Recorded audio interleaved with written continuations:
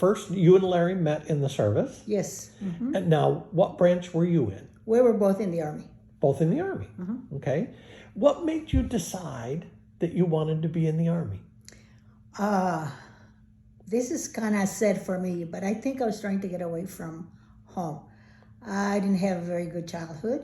My mother was a single parent, and she was, in my mind, she was very abusive, physically, and many times verbally. And I think being in the Army or going in the Army was an escape for me, if I'll be honest. Did you join right after high school? No, I stayed home for a while. My stepdad ran a ranch, a big ranch, and I would help him. He would always say, go into town and get me some wetbacks. And it's like, okay. So we'd drive the truck and go get him some workers, and they would come and work in the fields. And then when they were done, he would pay them, and I would take them back. So, yeah, I stayed home for a while. Yeah. And where were you stationed for? I went to basic training in Fort McClellan, Alabama. And when I graduated from basic training, we got our orders, and we had a meeting, and they gave us our orders. And the ones that the person that was doing the meeting for us, she said, okay, says, read your orders, and whoever got clerical school, go upstairs, pack your things, and go up the hill, because the school was up the hill from where we went through basic training. Oh. So we packed our duffel bag, and we walked up the hill, and we were in school, clerical school. So I went to clerical school in Huntsville, Alabama. And then after that? After that, I was stationed in Governor's Island, Fort J, New York. Oh, yeah. Okay. It was awesome. It was an island. And we had to use the ferry to go into the city. It was lovely. The area was lovely. Yeah, you must have enjoyed it. You have a big smile on your face as you I do. as you My talk 2 about it. years in the Army was awesome. I loved it. Yeah, I really did. And is that where you met Larry?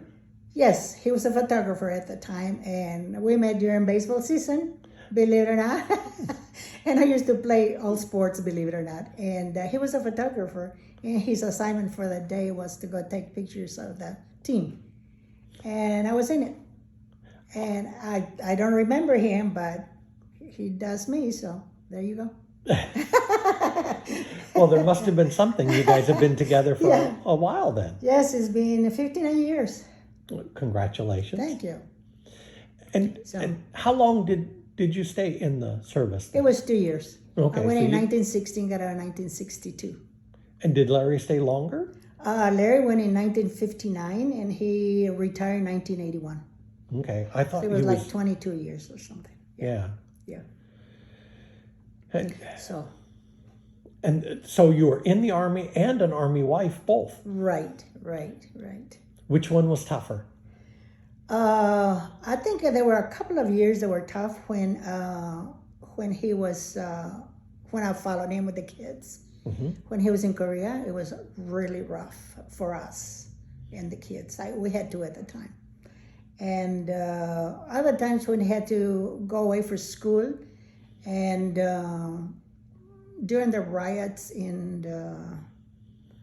when was it? In Washington, D.C., remember? Mm-hmm. And was it in the 60s? 68? Yeah. Summer of 68, Yeah. the big riots. So he had to be deployed and go.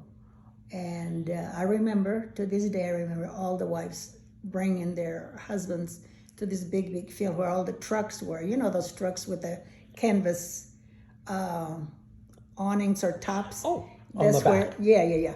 That's how they would travel. And I remember seeing all the families, the wives taking their husbands so they can get on the trucks. And it was in Washington, D.C., actually, where they were going. And I remember I was holding on to the kids, and my daughter asked, she says, is my daddy coming back? And I said, of course he is. So, yeah. But, yeah, there were a couple of rough years. When he was in Vietnam, I don't remember it being, because I think I was in La La Land. I had 2 kids, and I was pregnant with the third one. John was already 6 months when Larry came back from Vietnam. So, and I stayed with my parents. They had an old empty farmhouse because my stepdad was still working in that big ranch. And they told us we could have the house if we wanted to stay there. And it was a lot easier because I was pregnant. My parents lived at the big house. I lived, a mile or two away from them. And it was nicer because the kids had, my mother around. Sure. And, yeah. Have family nearby. Yeah. It wasn't, I think I was oblivious of what was going on in Vietnam for some reason. I don't know why. Maybe I didn't want to think about it. I don't know. Well, a lot of us didn't pay attention. So, yeah, the roughest was when he was in Korea. For me, that was the roughest. And how about the good times? The good times was that we always took time off to go see our family. We always were stationed away from Texas, far away, like New Jersey or Virginia or Georgia or even in Germany. We did not come to the States when we were in Germany. We were in Germany 6 years. And we did not come to the States when we were stationed there. But being in the States, every year we took at least 30 days and we took the kids to see their grandparents all the time. And we stayed with them the whole time, that we took off. So, If there was a young person today thinking about joining up to the Army and they were to come to you for advice, I would say yes, absolutely, yes. It's a chance for you to travel and do other things that you would normally not do. Meet so many other people. I still have so many friends from the Army. I'm still in touch with some of my Army buddies that we were stationed together at Fort J. So yeah, on Facebook, or actually one of them from Michigan called me for Christmas. I had another one, one of my oldest and dearest friends, she lived in Gainesville, Texas, and we used to visit back and forth. Since I've been living here and her in Gainesville. I lost track of her a couple of years ago and I have not been able to find her. But I'm gonna keep trying because I have all kinds of telephone numbers that she gave me a list of. She said, if you never can find me right away through my phone, he says, this is my family and you can contact me. And I've been trying to get a hold of her. She was left a widow right after Vietnam. Her husband came back from Vietnam and he came back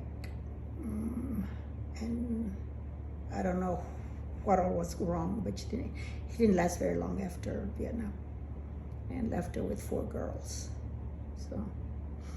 So as you look back both on your time in the service and when Larry was in the service, do you see times when you've now in retrospect you say, God was really watching out for us, or God was really working for us there?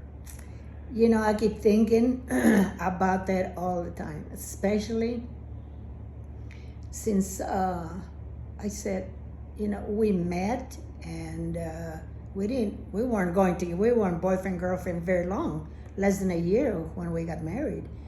And I keep thinking, had I not met him and married him, I wouldn't have had the lovely kids I have.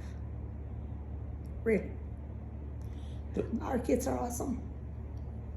Well, I know they mean a lot to Larry has spoken about it with me, and just it's wonderful to see a family and what you guys have made what your time in the service made possible too.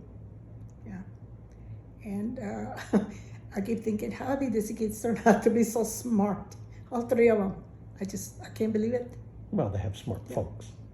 All 3 of them. And yeah, their kids do. So we're very blessed. Well, thank you so much. One of the reasons that I'm asking folks to do this is so that we can say to you, not just thank you for your time here today, but thank you for the years that you put in. Oh, mine weren't very impressive. Like I said, went to basic training, graduated, walked up the hill to clerical school, then 4J, and that was it. 2 years, and they went pretty fast. So. Yes, but even your service and your service with Larry really means a lot to me and to other folks in this country. Thank you. So, oh, you're welcome.